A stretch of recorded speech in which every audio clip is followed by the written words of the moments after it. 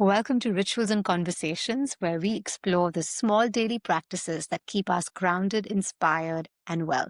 Today, I'm joined by Deborah, a plant based chef, psychologist, and holistic nutritionist based right here in Switzerland.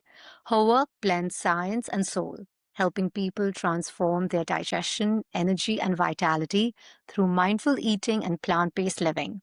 We'll be diving into her rituals in the kitchen, how food has become medicine, and the simple habits that keep her feeling nourished and balanced every day. So, Deborah, what does eating mindfully mean to you beyond diet rules? Let's dive right into it. So eating mindfully, I think is first of all for me just sitting down while eating. I've just had a talk with that yesterday with actually one of my Indian friends, where we had the brunch and she just like we had you here usually have breakfast and I'm usually so much in a rush. Like she just like sits down and like I have my breakfast now, and it's so much in the culture in India, whereas I feel like in Switzerland we don't really have that so strongly. Like if you're stressed or like if you're like kind of like things to do, it's like you might just eat your breakfast while in the kitchen doing other things. So I think like eating mindfully is definitely sitting down and then eating slowly, like like biting or chewing each bite 30 times, which is a really big part of digestion and important. Yeah, and just feeling grateful for the things we are eating and being present. Yeah. No, that's really valuable. I've heard this chewing 30 times a lot. I've been hearing it. So is there a science that it has to be 30 times for No, every bite, or it's just something that you came up with? no, actually, it's quite common knowledge in the gut health industry, but it doesn't have to be 30 times. I think it's just more like sometimes it's even 50 times, or like it very much depends what kind of food you are eating. Of course, if you eat something raw, like a raw salad, you might actually chew more times. Whereas if you eat something like cooked, like a stew, for example, you're not gonna chew 30 times. It's more about when you eat each bite, like you excrete much more saliva, and the saliva contains the digestive enzymes, and they are very important for then the whole digestive process to break down the foods into the different parts, like like the fat and the carbs and Yeah. So you're proteins. basically helping the whole process by making it into a liquid. Yes, exactly. And that's why actually really, really helps to eat food that is delicious, because you are, like it's delicious and then you produce even more saliva. Yeah, that makes sense. That makes a lot of sense. And what if, that there's a common thing? Everyone's feeling tired and overwhelmed these days. Yeah. So since you spoke about delicious, what's one plant-based comfort dish that you quickly make for yourself, which is also nutritious? Well, one thing we actually do every single day is oatmeal, which is just so grounding. Like now in wintertime, it's of course we make it warmer, and it just like we add a lot of seeds. We use like date paste to make it a bit sweet, and because it contains, it's like this complex thing. It has like the proteins in it, it has the carbs and the fiber as well, and the healthy fat. So we put nut butter as well, and some different spices. It's really grounding, but it also at the same time it keeps you full until lunchtime, and it gives you that boost of energy that is so important in the morning. Yeah. Yeah, that makes sense. It makes a lot of sense since it's fiber, it's slow digestion also, so it keeps you Yeah. fuller. Yum, it sounds delicious. It makes me want to go into the kitchen and make some now. So what led you to use food as medicine? Is there a personal story? Yeah, of course there always is. Well, so my relationship with food has not always been the way it is today. It took me over a decade to get to where I am today. But so my first memories of around food, they are actually really, really beautiful. I loved trying new dishes and appreciated good food already, even as like a small girl. But then at some point I did struggle with emotional eating and even stress around food. So for example, at the age of 14, when I got my period, and due to a disease, I had to take the birth control pill. In just a few months, my body changed drastically. Like I gained weight, and I remember my sister calling my butt fat, and at that time I laughed it off. But it was like these little comments like this that made me very self-conscious. I became much more aware of how my body was perceived. Compliments were given to the super skinny girls, which made me start to compare and also doubt myself. Yeah, so it was like a lot of little examples like this that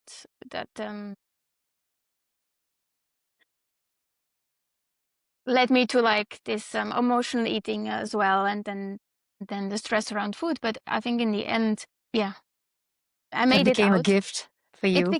I think, yeah, like I mean, I have always loved eating, and then yeah, you learn to you go through the hole, and you are at the realizing that this can't go on like this, and I had to do something about it. Yeah, lots of different experiences, a lot of different encounters with people. I think just like having like partners that sometimes like mirroring certain things to you, and like maybe like even make certain behaviors that you already did even stronger, and so you become aware that okay, maybe this is not how I want to be. And Yeah, no, that makes a lot of sense.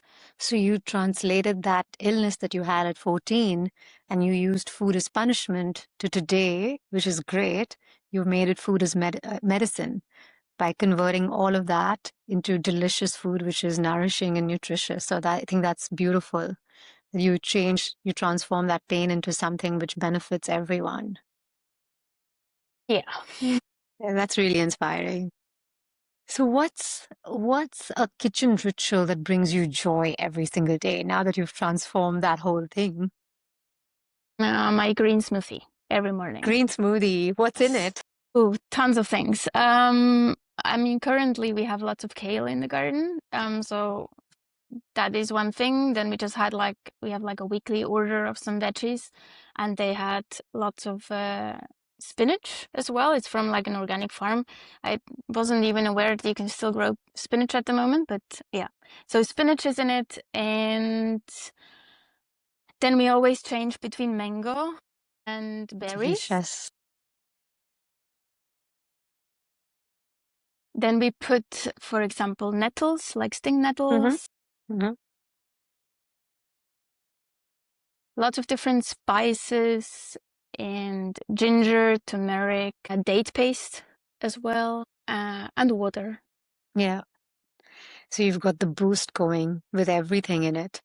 Yes, I mean it's kind of like also we have some supplements, but kind of sneaking into it. But Yeah. so yeah, it's just really lovely. It's generally I think like leafy greens are really important, and it's hard to get enough if you don't have a green smoothie.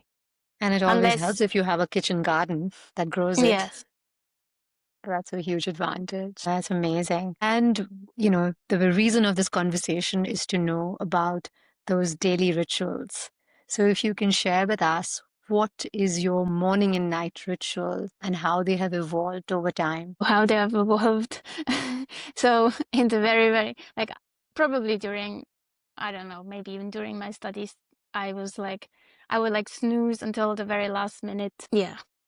Yeah, we're all guilty I was of like, that at some yeah, I stage. mean, I think everybody was there. It's like back then I would just like roll out of my bed, brush my teeth, maybe eat a quick bowl of oatmeal or not, or pack something to take in the train, and maybe eat later, and then like, yeah, rush to the train. But yeah, as I said earlier, back then I thought this was normal. It's just like Mm-hmm. everybody is doing that because you don't have time, or like the funny part is it's like it's you can take time. You just make it you make it a priority. Yeah. Then in 2017, burnout hit me while I was traveling. Yes. I was Yeah. traveling for 3.5 years. The thing is, I'd had no grounding within, and that was something that really like I didn't realize that this was, yeah, it just realized that there was like, I wasn't really happy. That is when I realized that something had to change. So I started very simple. It was like a few minutes of meditating, journaling, moving.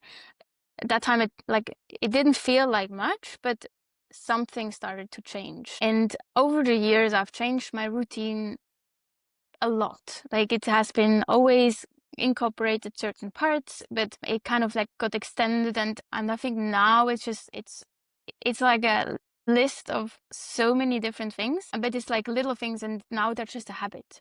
So for example, when I get up, I just like open all the windows to get fresh air in, because that's something, for example, really, really important. And brush my teeth, use the tongue cleaner. Then I drink a glass of apple cider vinegar with water. I mean, very little apple cider Yeah. vinegar, of course. And then we do workout together, which again, it very much depends on my mood. I mean, mood in terms of like where I'm on my cycle, Yeah. how much energy do I have? Is it like 10 minutes? Is it 20 minutes? Then we have our smoothie. Then I retreat to my room, I meditate, then I have oatmeal, and then I start working. So it's a lot of little things, and yeah. Yeah, And that's a beautiful morning. That's a lot of and I self-love don't have to and think anymore. Like this is the nice part. It's like it just happens. Like I do mm, realize when we go on vacation, you're like in a different environment. You don't have these cues anymore. Like now my yoga mat is just like it's there. It's visual. mm, I see yeah, it and I do it, and I don't have to think much about it. And so when you're on vacation, you don't have that. yeah. You have I to love push yourself a little bit, yes, right? Yeah. yes. No, and I love how you said that the cues are there because you've set up your yoga mat. You've woken up, you have to open the windows, have that Yes, fresh air in. It also exactly. changes the energy, which is so important. Mm. And then that ritual of water with apple cider vinegar, and you mentioned meditation and journaling, but I also feel like what you described is very meditative, like that cooking with mindfulness, Mm. plucking that kale from your garden and then using it for your smoothie and having this batch come in. It's all of these things feel very mindful, and that sounds like a great start to the morning, which It then I guess, makes me feel very grateful. Yeah. yeah, yeah. So I want to end with what's the one thing, about plant-based eating? Because I know that's not very common, especially where we live right now in Mm. Switzerland. So what's the one thing that you would want to bust about this kind of eating?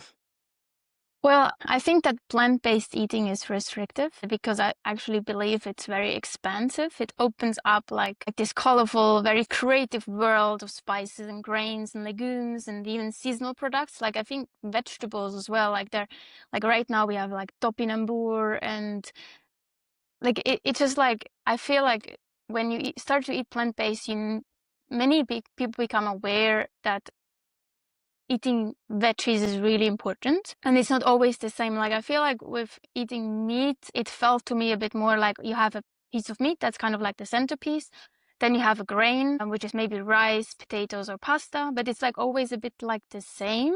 There are lots of pseudo grains like millet or like buckwheat or like even like teff. Like you can experiment with so many different things. And then I feel like for the meat dish, you have like, especially when you go to restaurants, it's always the same, like the meat dish. And then you have maybe some peas, some carrots, and then you maybe have a gravy sauce. And I just feel like it's always the same veggies. And when you are starting to eat plant-based, you maybe, or maybe you're not, but I feel like you are maybe more aware that you might have a nutrition deficiency. So you start looking more like how can I make sure that I get all the nutrients that are necessary. And it is important because just eating plant-based doesn't mean you eat healthy. Yeah. Yeah. You have to be like anything in life, you have to be mindful because you can't just eat Mm, potatoes and say it's plant-based. You yeah, need to add like the whole, like you said, the rainbow yeah. that it And, has. and there's so many people who told me when they started to eat vegan or plant-based, they just discovered this whole new world of spices. Yeah. Like they haven't really used those spices before. Yeah. And so Yeah. I think that's really, really beautiful. That's really nice. And I also forgot to mention that you are traveling to Bali and I know I'm going to be tagging you and I'll put that in the show notes. I know you also do yoga retreats. So you want to tell us about that and how people can find you if they want to, improve their health through food. Well, they What's can the best find way? Yeah, well, the best way to find me is on Instagram. It's I will tag you in You that. will tag me, okay. Yeah. So do you do only one-on-one sessions? I meant more from that perspective. I Like, or is see. it a group or is it something that they can, do a digital course or how does it work? Yeah, I do offer one-on-one mentorings and no groups at the moment. I used to do some online classes where it was a group, but I actually started recently an online community platform Lovely. that with time there will also be like a WhatsApp group or yeah, some kind of a group where people can support and inspire each other. Yeah, it's just like building up right now. I've started like I kind of like the first so like it has like a lot of different content, so different topics about health and freedom and nutrition, but mindset and psychology as well. So every day now I'm posting one new post, one new blog entry with a little bit further information, and also people has like some journaling prompts, like different tools for people to kind of delve a little bit themselves in further into the topic, because I've realized with the mentoring that there is a limit amount of people I can take. Yeah. So with this blog posts, I hope I can help people a bit like more themselves before they need me. Yeah, no, Like that sounds amazing. kind of You're like giving them the tools to become independent. yeah, exactly. Like I mean, at least starting with it, or like yeah, think Excellent. I will be putting it in the show notes and I will be tagging you so they know where to find you and also to follow you for your delicious recipes, especially that oatmeal one, which sounded amazing and perfect for this autumn going into winter weather. And I wish you a lot of luck in your journey and especially on your trip to Bali. Enjoy and let's keep in touch. well, thank you very much, Minel. Okay.